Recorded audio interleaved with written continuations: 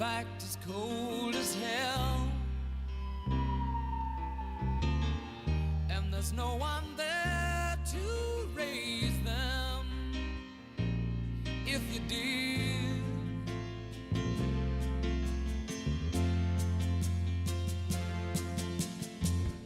And all the science I don't understand, it's just my job 5 days a week. A rocket man.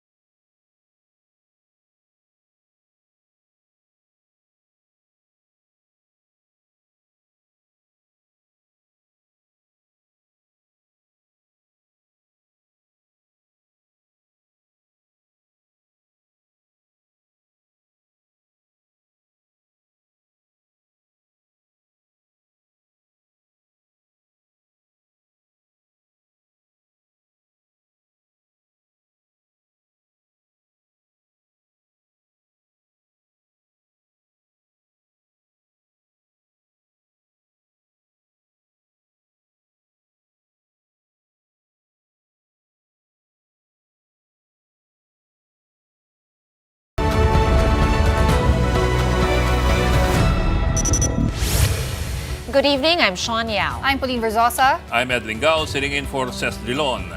The big stories tonight. We hear more from resigned Congressman Zaldico, who's now mentioning the First Lady in his accusations. But President Marcos is adamant he's not negotiating with someone he calls a criminal who's about to lose his passport. And former presidential spokesman Harry Roque tells One News that his application for asylum has not been rejected yet. But he did admit that these are uncertain times for him. And the COMELEC has cleared former Senator Cheese Escudero of an election violation over a 30 million peso campaign contribution from a government contractor.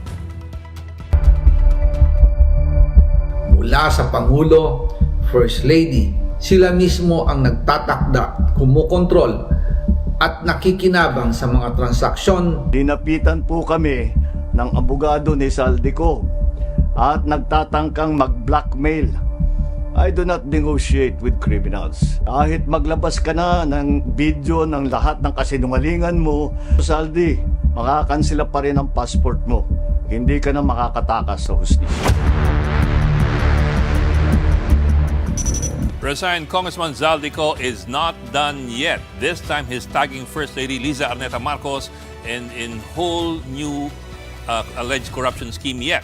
But President Bongbong Marcos is still not buying any of course testimony. Mobile journalist Julie Baiza with tonight's big story.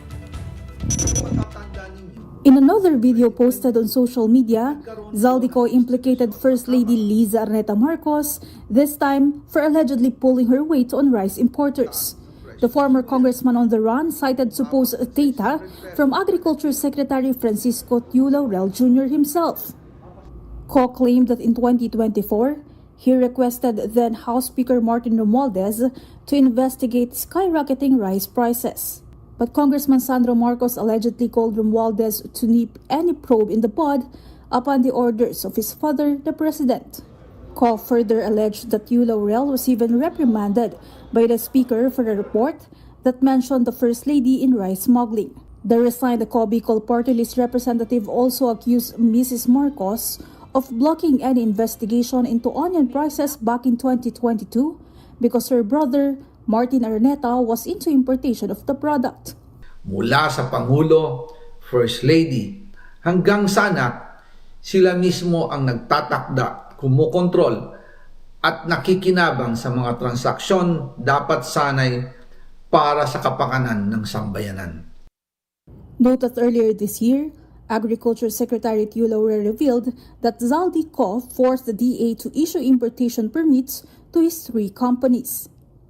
The DA chief said Co wanted permits for a massive volume of fish, something that violates the import formula of the agency. Co's latest video came out a few hours after President Bongbong Marcos revealed in his vlog that the ex-congressman tried blackmail on him. Marcos said Co's lawyer offered a stop to his client's video uploads if the government will not pursue the cancellation of Co's passport. I do not negotiate with criminals. Kahit maglabas ka na ng video ng lahat ng kasinungalingan mo na pag-destabilize sa gobyerno, gusto kong malaman mo, Saldi, makakansela pa rin ang passport mo. Hindi ka na makakatakas sa hustisya. Co's lawyer attorney Rui Rondain was quick to call the president's statement, quote, completely untrue. Rondain said he never spoke to anyone about Co's videos and passport. Prior to this, Zaldico also released a letter he claimed to have written President Marcos in February this year, calling for scrutiny of insertions in the national budget. This, too, was brushed aside by the palace.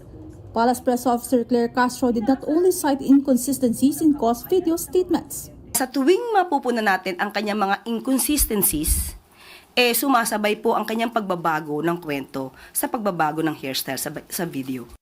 Kapatid Mobile Journal Julie Baiza, Bureau 1 News. Now, in other news, the Anti-Money Laundering Council has secured 2 new freeze orders against an incumbent and former official in connection with the flood control probe.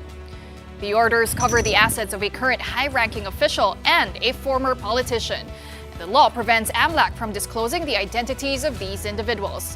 Frozen assets include 230 bank accounts, 15 insurance policies in 2 helicopters, and 1 airplane.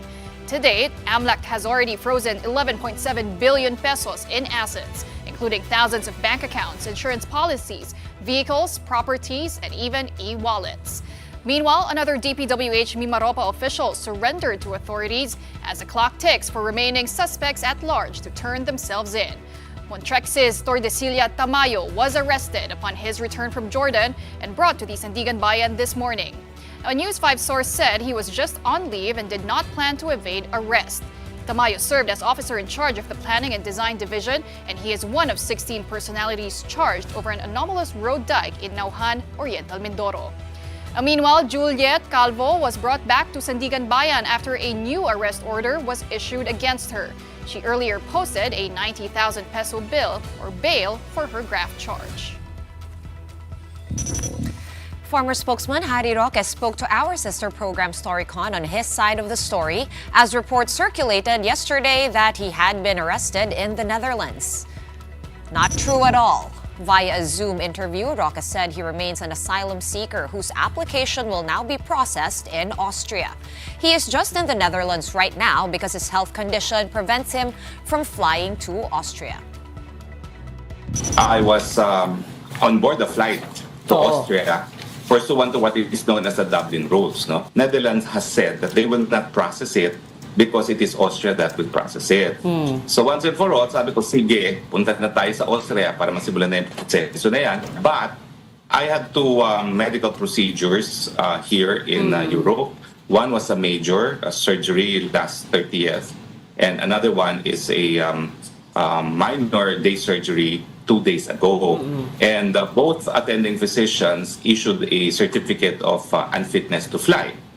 So ako naman, dahil sabi ko nga, sabi ng Netherlands, kailangan ako pumunta ng Netherlands, ng Austria, I did not object dahil I did not want to seem ungrateful. I went, but the airline, when they saw the what is called the medical passport, when they saw the medical passport, asked, do you want to take this flight? And I said, no, because my physician said I should not. That's why they said, okay, you can go. Right. Now, so yun ang nangyari kahapon, no?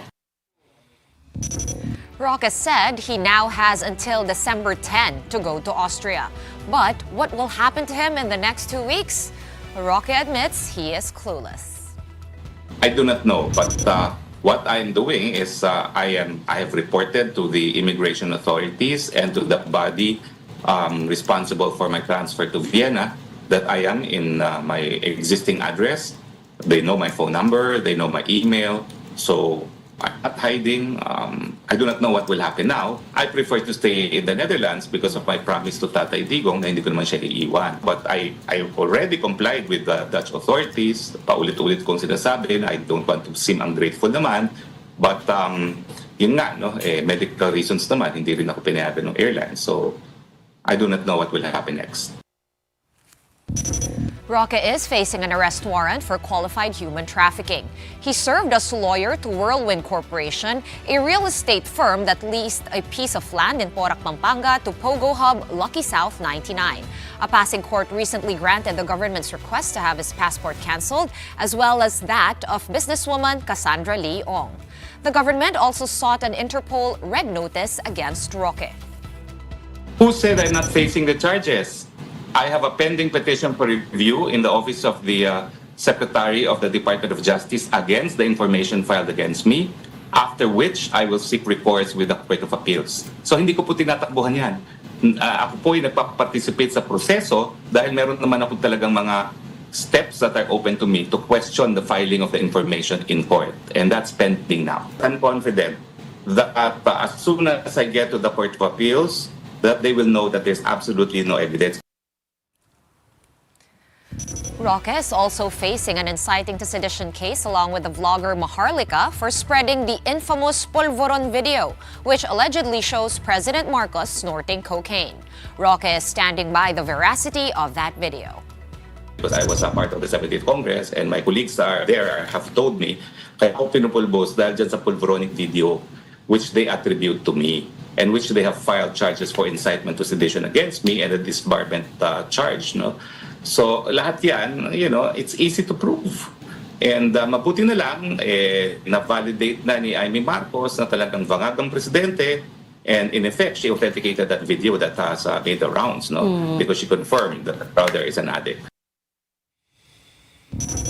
Apart from those juicy sound bites, Ed, what else did Harry Roque tell you guys? Basically, Attorney Harry was saying na he was told by the Netherlands government that he should have applied for asylum application sa Vienna, Austria, where his visa was issued.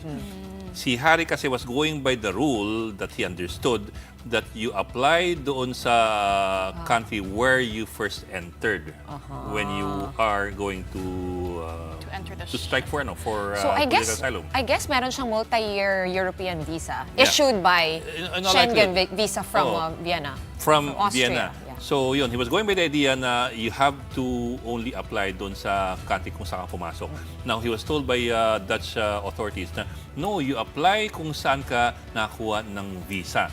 And he was, kasi sabi sa kanya, so, ibig sabihin, mali ang in-applyan mo na bansa. All this time. He arrived in Netherlands in March of this year. That's 8 months ago. Yeah. So all this time, mali pa lang in-applyan mo. Sabi niya, ang pagkakaintindi ko kasi was binanggit niya yun, yung the Dublin regulation.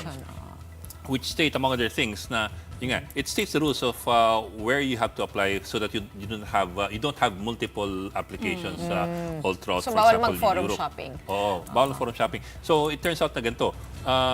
You apply dun sa country where you got your visa, if you have a visa or passport, it only applies, the country of first entry rule only applies for political asylum seekers who do not have a visa or a passport. Okay, pero ito nga yung one thing that struck me also, because you guys were asking him earlier, I did watch the interview, and sabi niya na wala sa kanya yung passport niya kasi nandun sa in-apply niya, di ba? And then yung Dutch authorities ang nag-book ng ticket niya at ang nag-check-in sa kanya, kumbaga, so may naipakita sila. Well, that's also interesting kasi in his interview last night with Maharlika in her vlog, ang pagkakasabi pa ni Harry Roque, hindi rin niya maintindihan kung bakit atat na atat ang Netherlands government na paalisin siya papunta papuntang Netherlands. So, yun nga, so mukhang sila pa nagbayad ng ticket just to send them off. Now, after waiting for so many months, biglang, di ka pala dapat dito. Which of course raises a lot of other questions. But for that now, let's talk to our first guest for tonight. We have Attorney Gilbert Andres. He's of course an ICC accredited lawyer. He's of course also from the Center for International Law, and he just arrived from I understand from the Netherlands a few weeks ago. Attorney, thank you for joining us and welcome again to Big Story. Yes, good evening, Ed, Pauline, and Sean. Sir, last time we talked to you kasi hindi pa naman, wala pa namang movement kay Harry Roque. But now we're asking you about Harry Roque's case. Kasi in particular, lumalabas na parang umabot ng 8 buwan bago siya sabihan ng Dutch government na mali ang inaplayan mo. What could have happened there? How could they have waited 8 months and then suddenly parang nagkaroon ng epiphany na parang you shouldn't be applying here, you should be going to Vienna to file your application there and have them process your application. What could have happened there? What did the rules say? Well, Ed, it's really difficult to know for sure. No, this is really merely hypothetical because we know that the process for asylum seeking is a confidential process. But what I can surmise is there's really a lot of asylum applications pending before the Dutch government. So, grabe po yung volume, thousands upon thousands, So, baka doon siguro na, nagkaroon ng katagalan, sa number of applications. But one would have thought na once you apply and once the person receiving your application peruses your application, parang you shouldn't be here. Hindi mo ba ganun? I don't know. Of course, it's also possible that it was not an in-person. Kumbaga, may mga Dropbox applications usually for first world countries, di ba? Sa atin kasi lahat face-to-face. Actually, mahilig personal experiences sa Netherlands, mahilig talaga sila sa online, na mga applications. Kasi even yung personal interview, kailangan may time slot talaga. So they're very efficient on that. So I think it's really because of the volume of applications for asylum seekers. But let me just squeeze this in before I forget. What are the chances that this decision to refer him to Austria had something to do with the cancellation of the passport of Harry Roque? I think it's purely because I really don't think that is the reason. No? Okay. Well, of course, this is merely speculation. We don't know for sure. But I really think it's because of the Dublin regulation, which is a EU law regulation. Kasi yun nga, my first point of entry principle. So presumably, that was the state of Austria. So baka kinorek na ng the Netherlands government. Now, as to whether that's because of the arrest warrant, yes, we presume that there's already a red notice. Kasi if there's a red notice, then all of the 196 member states of the Interpol already have been notified. But it's really up to the domestic laws and procedure of that Interpol member how to implement an arrest warrant by another state. Attorney, I just wanted to ask, because you did mention that the Dutch government is quite efficient when it comes to processing applications. But does it usually take this long? I mean, 8 months kahit si Attorney Harry Roque parang nagulat. Ngayon lang niya nalaman na mali pala yung parang process ng kanyang pag-apply sa Netherlands. Parang kahit sa Pilipinas, matagal yun eh. I do know. Kaso, grabe, I just heard na grabe yung talaga, volume ng mga asylum seekers. In fact, I heard from a third source na parang it takes 2 years just to process completely an application for asylum. Pero in the meantime, they're actually being housed in a facility provided for by the Netherlands state. Kaya para meron pa rin silang mga basic needs, So, in fact, it's a big issue right now in terms of domestic politics at the Netherlands, the number of refugees at asylum seekers. Yeah, actually, all of Europe, no, attorney, no? May mga ibang countries kasi hindi ganun ka-friendly yung policies nila towards the asylum seekers and the refugees. Oo. So, parang pupunta talaga sila sa mga friendly countries. And of course, the Netherlands is one of them. Ang tanong, how is Vienna on that? I mean, are they known to give... Kasi Netherlands, sikat dun di ba? Asylum seekers usually flock there, but What about Austria? Austria? I think, Sean, it's all over EU, na they're actually a bit open, except that some EU countries are now rethinking their policies. So, let's say, for example, Germany, this is public knowledge, they're clamping down. Kasi ang dami din galing sa Syria, no? Remember, there was a civil war sa Syria, pero na ano na rin yung civil war, it ended last December of last year. So it's really a big issue EU-wide. In the meantime, I guess the question is, what happens, right? So, Harry Roque himself told sila Ed earlier this afternoon na may December 10 deadline siya para pumunta at magpakita sa Austria at mag-file nito. In the interim, yun yung napakadaming tanong. Anong mangyayari sa kanya? Pwede ba siyang kunin ng Interpol kapag may red notice na, etc.? Attorney, dagdag lang doon kasi Harry was claiming na if he goes beyond December 10 in the Netherlands, then the Netherlands will have to take jurisdiction over his case, hindi na yung Austria. And I suppose that works in his favor kasi he would rather be in the Netherlands closer to Tatay Digong. Okay, sige. We need to unpack this, Okay. With respect to Sean, the Interpol is really just a cooperation agreement with an international organization called the International Police Criminal Organization. So it does not have a police force. And wala po silang mga tauhan na may tsapa at may baril. In essence, it's still the domestic police that will have to implement any arrest warrant that's given through the Interpol.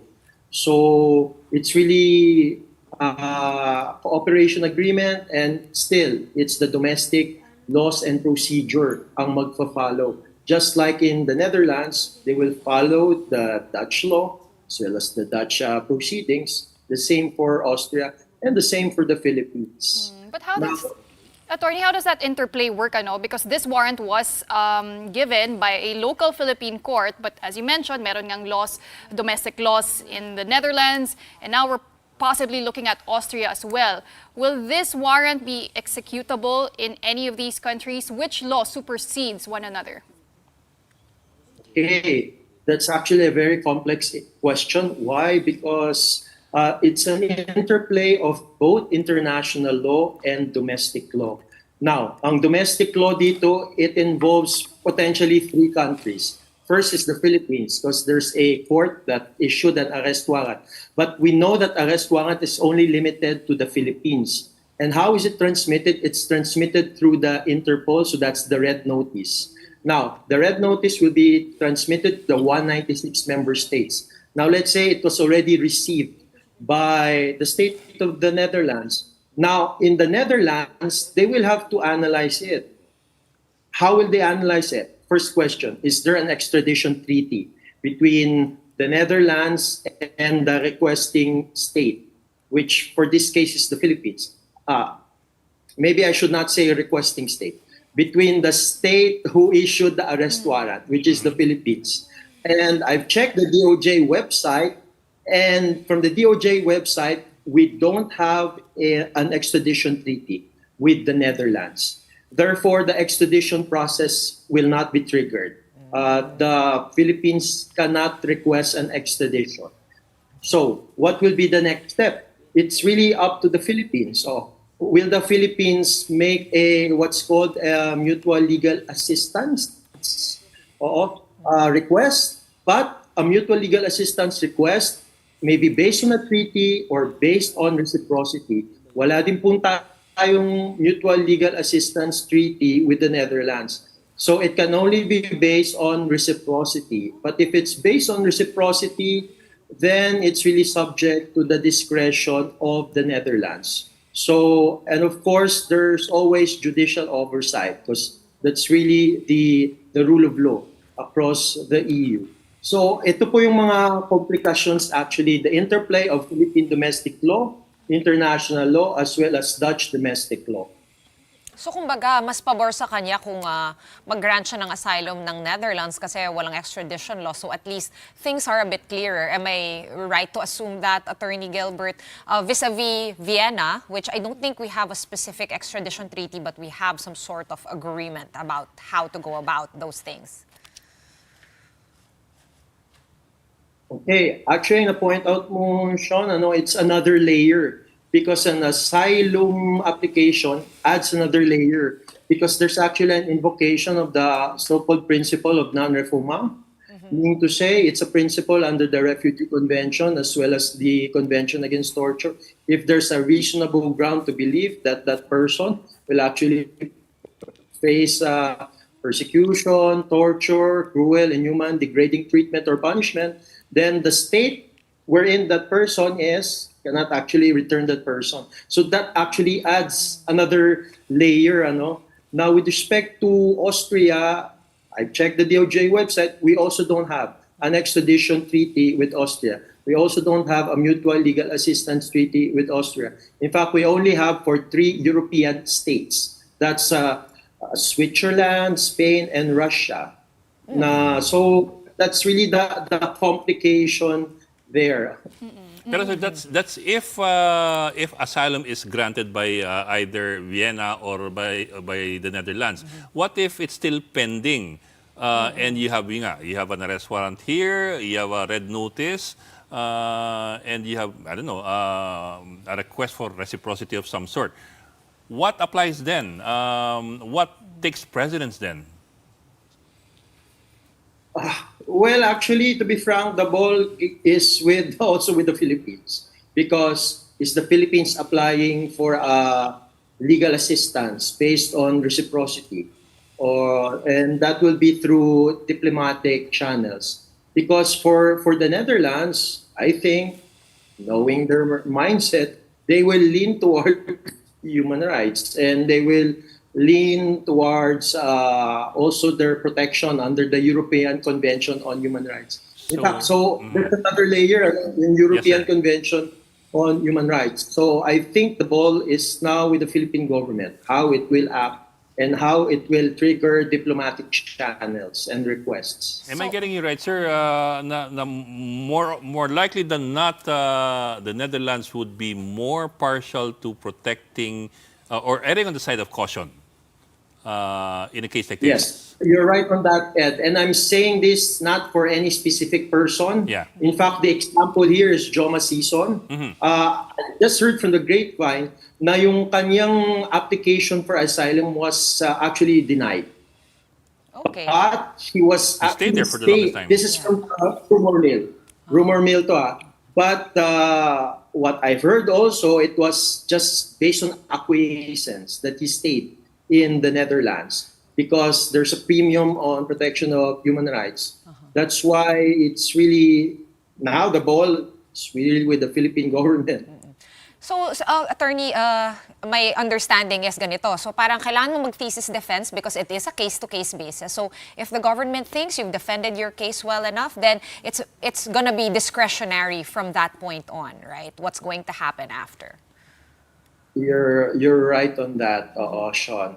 You're right that it's on a case-to-case basis because every facts of a person is really unique. So, it's really context-based. Attorney, when it comes to international law, you did mention the principle of refoulement or refoulement, or the refugee principle. Can Attorney Harry Roque invoke that? What qualifies as political persecution? We actually asked this also with Attorney Torion last night, and he said it's quite subjective. It will be the state deciding that. But what do they usually look at, Attorney? Pauline, actually, it's persecution. And there are both subjective and objective criterion. Now, titingnan actually ng country yung overall context ng tao to. Titingnan din nila kung mayroon bang siyang charges. Ano ba yung charges na yan? Politically motivated ba yan? In essence, those charges will be looked at. Kasi let's give an example. let's say for certain countries, they actually have these crimes called crimes against the state or propaganda against the state. Oo.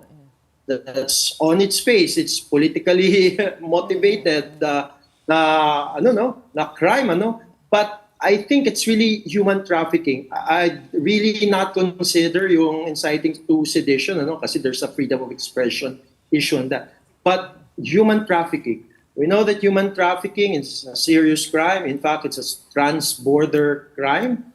And there has really been a premium to clamp on it. So titingnan yan ng country, is this on its face, is this a political crime? On its face, is this a politically motivated prosecution? Kasi ang talagang standard is persecution, not prosecution. So talagang, once again, this is where the context comes in. So there's a personal context, there's a larger socio-political context. So that's where the case-to-case basis comes in. Pero sir, yung mga gobyernong maswabe, they don't really charge you with political crimes. I mean, for example, in the Philippines, rebels are not charged with rebellion. They're charged with murder and other common crimes. I mean, that's how it's usually done, so that you can sidestep the issue of whether or not it's a political crime and the issue of bail as well. So, ganun po, what if in this particular case, si Harry Roque is claiming na yes, charges against him are human trafficking, but it's supposedly politically motivated because he was only doing the role or the judge or the job of a lawyer. So may ganun po, the crime does not sound political, but the allegation or the assertion is that it's a politically charged crime. Oo, so kailangan niyang ma-justify ng asylum seeker applicant, At susuriin din yan ng state, and for this case, sinabi na rin niya, that's the state of Austria. So this is where the complication comes in because remember, persecution by itself, it's now a legal term, but there are facts that are needed to arrive at that legal conclusion. Kasi persecution is already a legal conclusion. Okay. Can we switch over really quickly because November 28, 5:30 p.m. Manila time, 10:30 a.m. Dutch time, magkakaroon ng ICC hearing on the petition of former President Rodrigo Duterte. Anong fearless forecast nyo, attorney? And what do you think is going to happen? Or is the interim release going to be granted? Yeah, fearless forecast. I'm speaking as lawyers for the war on drugs victims, we really hope and we really pray that the appeal for the interim release decision will be denied, will be dismissed by the appeals chamber. Why am I saying this? That's our hope and prayer. Because in fact, what the appeals chamber will look at is there really a very obvious error in law or in fact? But we know that the pre-trial chamber in its decision na nagbasuka po sa interim release application, they really even used the statements of no less than the former president himself, Mr. Duterte, as well as the Vice President Sara Duterte. So talagang there's factual basis for the denial of the application for interim release. Because they said that he's a flight risk based on his own statements and the statements of his family members. And then it's really a unanimous decision by the pretrial chamber. There was no dissenting. So that's really our hope and prayer that the appeal will be dismissed by the appeals chamber. But would the question of Duterte's health be a factor, whether minor or major, in the decision on the appeal? Ed, no, it will not be a decision. It will not be a factor. In fact, it will never be considered as a factor. Why? Number one, it's not one of the conditions or grounds set forth in Article 58 of the Rome Statute. Number two, even the pretrial chamber actually dismissed and actually ignored that factor, did not consider that factor because health is never a consideration in terms of interim release application based on the Rome Statute. Why? Because, comes to my third point, all of the health and wellness needs of the detainee are provided for by the ICC. So, attorney, if not the health, what about the concerns of the victims, the sentiments of the victims? Do you think you were able to present a good case before the ICC in order for this interim release request by former President Duterte to not be granted? I think so, Pauline, because we actually shared our views and concerns through the Office of the Public Counsel for Victims. And remember, consideration for the victims is one of the conditions, one of the factors being considered by the pretrial chamber as well as by the appeals chamber, because it's in Article 58, if it will actually adversely affect the release of a detainee, can adversely affect, obstruct, or an investigation or prosecution. And we actually convinced that yes, because there are really high probability of security risks to the victims as well as potential witnesses if Mr. Duterte is released. Because the Duterte families are really still influential. In fact, all of the Duterte family members, except maybe for one, are actually public officers, elected officials. Okay. ICC accredited lawyer, Attorney Gilbert Andres. Sir, magandang gabi and thank you for joining us tonight. We're just going to take a quick break, but coming up, the Independent Commission for Infrastructure, or ICI, is zooming in on so-called contractors and has submitted evidence to the Ombudsman on why they should be charged for the flood control mess. The details of that story and more when we return. Stay tuned to The Big Story.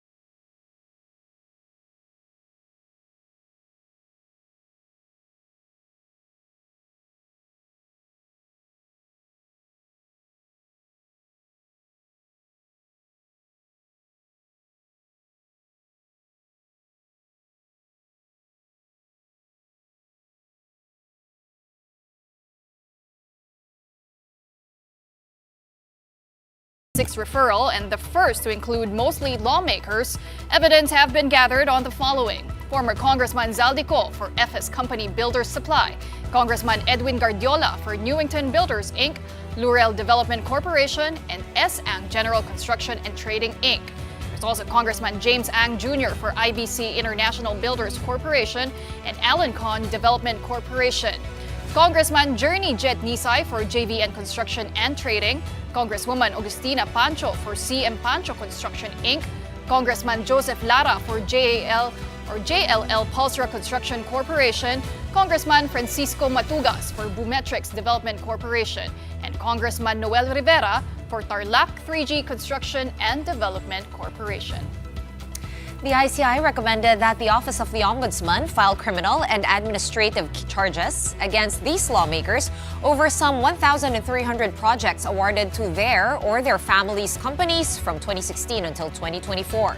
In referring their case, ICI Chairman Andres Reyes pointed out the fundamental breach of ethical standards in taking part in state infrastructure works while holding public office. Public Works Secretary Vince Dizon, who joined the ICI during the filing, brought with him 21 boxes of documents to support the referral. Members of Congress are barred from having a financial interest directly or indirectly in any government contract, franchise, or special privilege during their term of office. Meron po kaming pinipresentang ebidensya na sila din ay may pag-aari ng mga construction company na merong mga iba't ibang kontrata sa DPWH. Meanwhile, the Office of the Ombudsman says it is investigating at least 10% of House members for alleged involvement in flood control projects. Ombudsman Boying Remulla intends to discuss this further with House Speaker Boji D. His office has also requested the Bureau of Immigration to issue a foreign travel restriction order against 77 individuals currently being investigated over the flood control scandal. Madi-disrupt talaga ang Congress dito. These things will hurt a lot. Marami masasaktan dito kasi the book is full of our law is full of statutes that will make people accountable and pay the price, to make them pay the price for their misdeeds. Meantime, the Commission on Elections finds no evidence to support a complaint against Senator Francis Chis Escudero and Centerways Construction and Development Incorporated President Lawrence Lubiano. That's over Lubiano's 30 million peso campaign donation to the former Senate President back in 2022. In its resolution, the COMELEC's Political Finance and Affairs Department recommended terminating the investigation into the matter. According to the department, when Lubiano contributed to the campaign of Escudero, he merely exercised a right that is personal to him. The COMELEC office adds that there is no evidence establishing that funds used in the contribution came from Centerways or that its corporate money crept into the campaign funds of Escudero. It also states that when Lubiano made the contribution, he did not have any existing contract or subcontract with the government. There is also a finding that Lubiano and Centerways are distinct legal entities. With this, the department states that Lubiano could not have committed a violation of Section 95C of the Omnibus Election Code when he made a contribution to Escudero. This specific provision bars election candidates from accepting campaign donations from contractors doing business with the government. Meanwhile, in a statement, Escudero says that COMELEC's decision affirms the poll body's transparency, honesty, and adherence to rules. Escudero adds that the ruling strengthens his faith in institutions and reinforces his commitment to continue serving with integrity and accountability.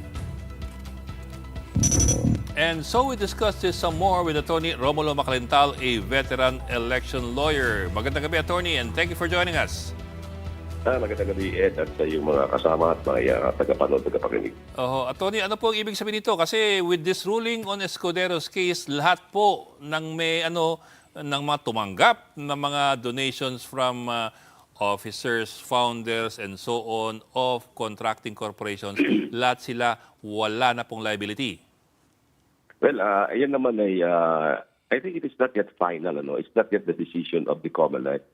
It was just a recommendation by a department of the COMELEC. So I think the ball is still in the hands of the Commission on Elections and PAC. Ang dapat na mag-decision niya kung talagang tama yung findings na yan ng Political, Finance, and Affairs Department ng COMELEC ay the COMELEC and Bank. Because as you will note in the resolution, ang nakalagay dyan, for your honor's consideration. In other words, something has to be done in connection with the said resolution. At ako, tataka nga ako bakit na-release kagad yan eh. Usually, in matters concerning investigations conducted by a department of the COMELEC and Bank is the one releasing the information as to whether or not the recommendation of my department is approved by the NBank. Pero dito nagtaka nga ako, bakit biglang lumabas kaagad itong resolution na ito. So sa akin, we have to wait for the decision of the COMELEC. Although, from the looks of it, dito sa resolution ito, mukhang tama naman yung ginawa nitong department na ito.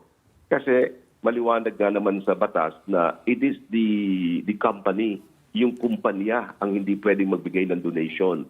At sa ilalim kasi ng ating corporation code, iba yung company, yung korporasyon, at iba yung stockholders o officers.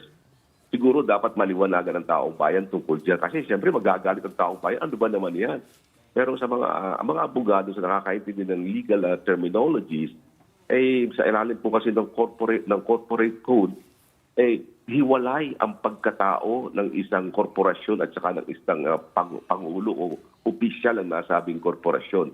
So dito, walang napatunayan, walang nagbigay ng anumang ebidensya na yung perang ibinigay kay Escudero ni Mr. Lubiano ay nanggaling sa company.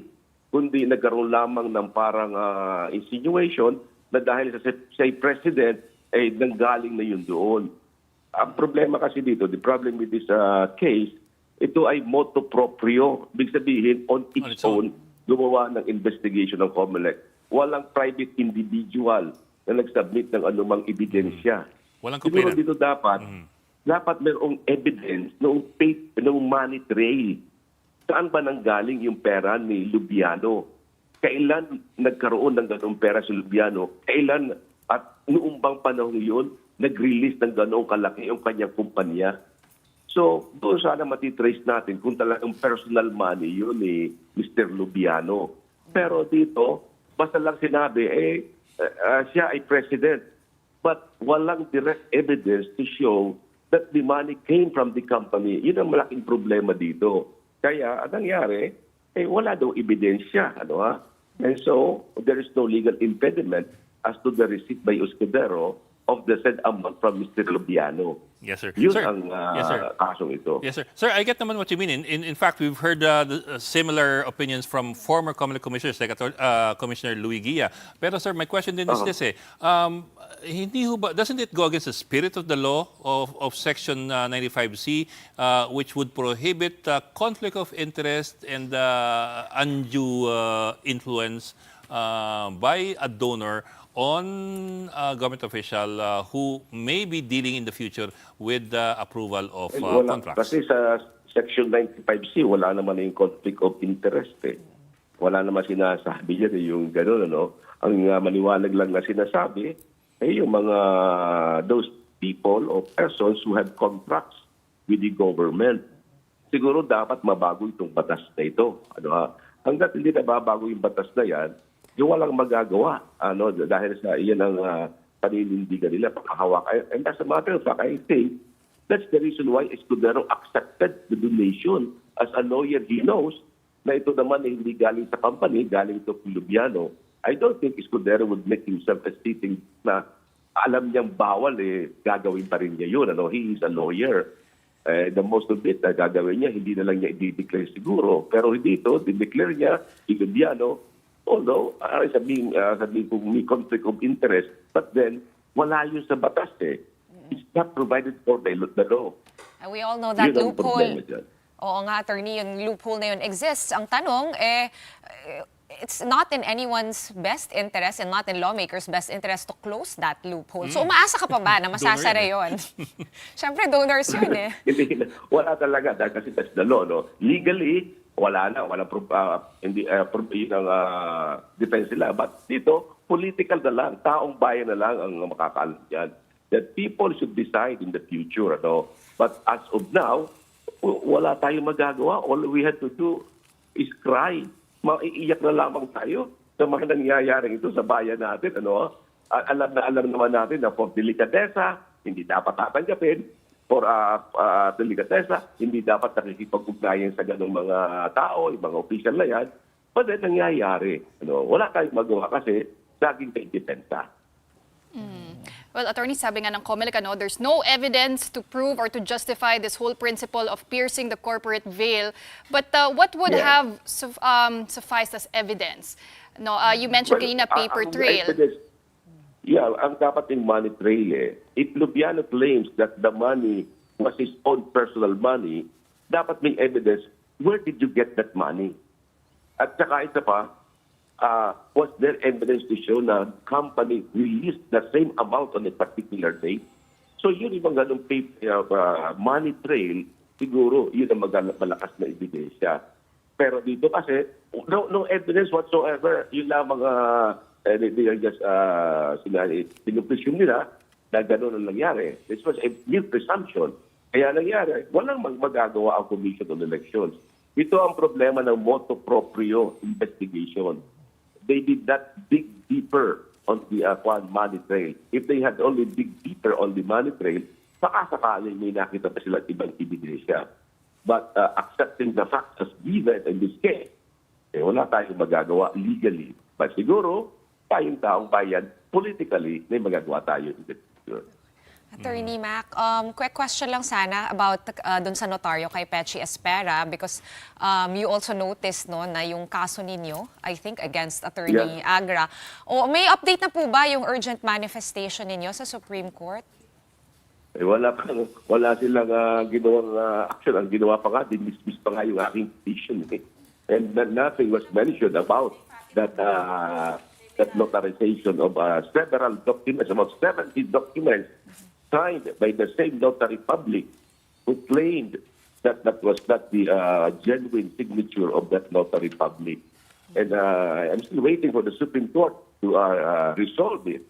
But until now, after the lapse of about almost 2 months, wala kami natatanggap sa Supreme Court. Except a press release that my petition against the postponement of the barangay election was denied or dismissed by the Supreme Court by a vote of 8 as against 5 dissenters.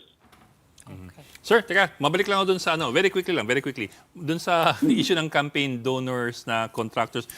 There's one specific case, if you follow the PCJ reports, PCIJ, kung saan in-acknowledge ng kandidato na yung nag-donate sa kanya ay contractor mismo. Not the owner, not an official, but a contracting company.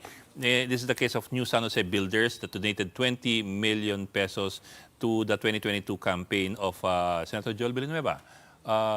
So, siguro yun may linaw. Well, yun ang may malinaw yun. If the contractor himself admitted that it gave that donation, then there's a violation, and that is in the last paragraph of Section 95 of the Omnibus Election Code.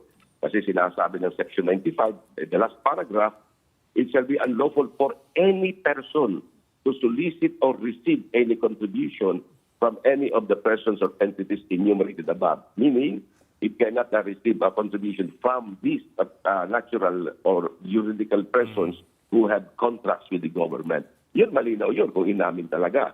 At kung tinanggap talaga ni Mr. Villanueva yung nasabing amount. Kasi the company has housing contracts with the Philippine government. But anyways. Yes, oo. Yun. Medyo malinaw yun kung gano'n. If there is an admission, then that could be a good evidence as against the elected official. Okay. Maraming salamat for joining the big story. Election lawyer, Attorney Romulo Macalintal.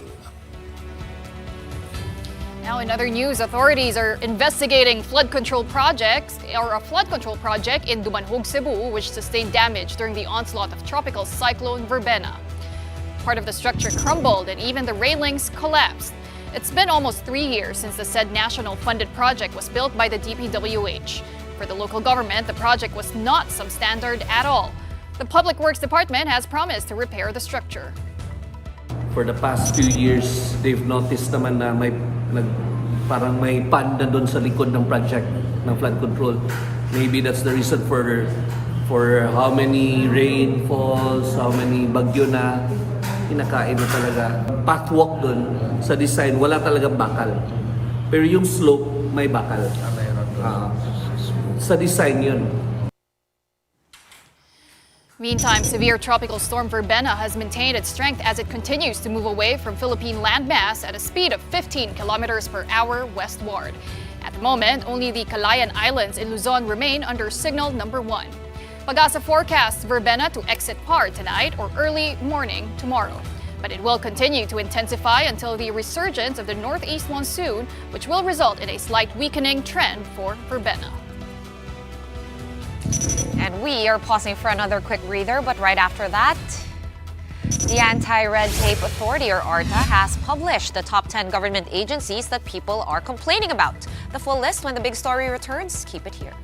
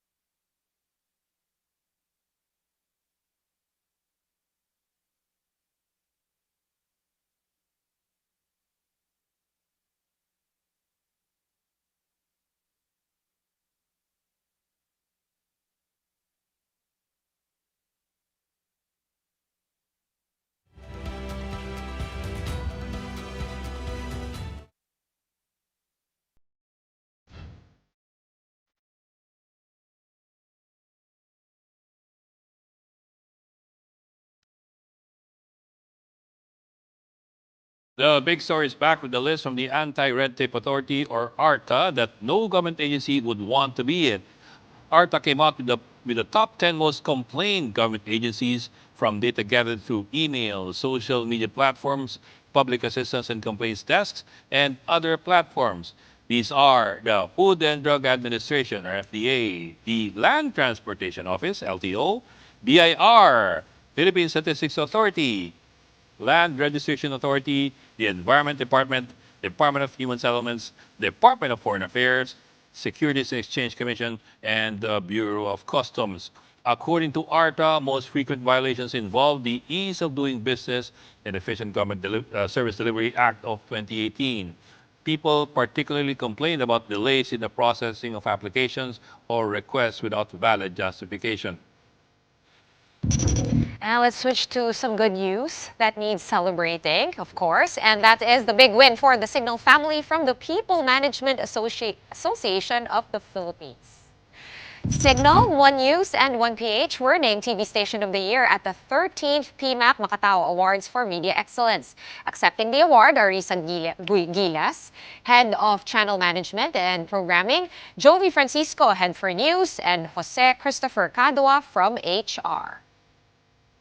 It was a challenging and hectic past year for us, all of us, in the industry because of the elections, the Hague, the Vatican, and the corruption issues in government na patuloy nating binabantayan. But we will continue delivering fair and needed content. So thanks, PMAP, for the recognition. On top top of that, TV5's primetime newscast, Frontline Pilipinas, earned the top TV news program plum, while its anchor, Cheryl Cosim, who also hosts One Balita Pilipinas on 1PH, got the TV News Program Host Award. Okay, now meantime, it's now illuminating over at Intramuros as Meralco Liwanag Park holds its ceremonial lighting. And joining us live tonight from Manila is mobile journalist Fatima Baduria. Hi Fatima, how's the situation over there now? Good evening, Ed, Pauline, Sean. Damang-dama na nga ang Pasko dito sa Plaza Roma, Intramuros dahil sa mga pailaw at Christmas decorations dito sa Meralco Liwanag Park. Merong Christmas tree na 20 feet. Ayan, nakikita nyo, medyo maliit siya dito, pero dahil malayo tayo, pero 20 feet yan at gawa yan sa recycled na takip ng mga metro, meron din mga Christmas lights, parol, at ang kakaiba na hindi natin usually nakikita sa mga Christmas park ay itong Tranvia replica. Ito yung electric streetcar na inoperate ng Meralco before na unang mass rail transit system dito sa Metro Manila. At actually, dito yan unang nagkaroon sa Intramuros noon pang 1900. So after more than 100 years, nandito ulit siya sa Intramuros. At gawa rin yan sa recycled materials. Nabanggit nga ng Meralco, yung mga materials galing sa poste ng kuryente, pagka na-reach na yung maximum na lifespan niya, ay imbis na itapon, ay ginagawa na lang nilang decorations. At ito namang Meralco Liwanag Park ay open sa public mula 6 p.m. hanggang 10 p.m. ng gabi hanggang January 4 yan. Ayan, so pwede pa kami humabol dyan. But for now, thank you very much for that report. That was mobile journalist Fatima Baduria. All right, and finally, for our big picture tonight, it is Signal as the official broadcaster of the 33rd Southeast Asian Games, delivering a full multi-platform coverage of the event. The highly anticipated games are happening in Thailand from December 9 to 20. The rollout spans One Sports Plus, TV5, RPTV, Pilipinas Live, and Signal Play. Signal says the network is ready to showcase the strength and resilience of Filipino athletes via Tibay at Tatag, pinalakas na Pilipinas sa 33rd SEA Games. Do catch every moment of Team Pilipinas' campaign across free TV, pay TV, and of course, digital streaming. Hey, December na next week. I'm so excited. Oo nga, December na. Monday. Oh. Ay, huwag muna. Pero marami pang mangyayari before Nagtago December. na Of course, this weekend, November 30. nga. And on Friday, meron din ICC. Sa Friday, rally sa Sunday. Yeah. Pahinga sa Saturday. Okay, so marami tayong abangan. But for tonight, that's it for the big story this midweek. Thank you so much for watching. We are back here tomorrow at 7:30 p.m. We'll see you then. Kapatid, we are one news, all sides, all the time. Good night. Hang around because coming up next, we have play-by-play with Andre Felix and Cheska Liton Calao. Guys, mukhang walang awat ang world of sports. Yeah, well, you guys just talked about it. The SEA Games are coming up already sa Thailand. And you know that we will be talking about the SEA Games on play-by-play as well. Pauline's gonna be doing updates, di ba? For the SEA Games? Yes. Yeah. Abangan nila yan. And so will you guys, for sure. Oo, syempre. Nightly sa play-by-play. But of course, for those who cannot watch at night, within the day, kasi ang dami nangyayari, especially pag nakakuha na tayo ng medal, daming games early in the morning, afternoon. Abangan nyo po yan sa One News and sa One Sports. Of course, we have you covered for the 33rd SEA Games happening in Thailand. Meanwhile, thank you. Great show to Bok Ed, to Sean, and to Pauline. We've got NBA Cup action with 3 games on tap, plus results from 2 very crucial games to close out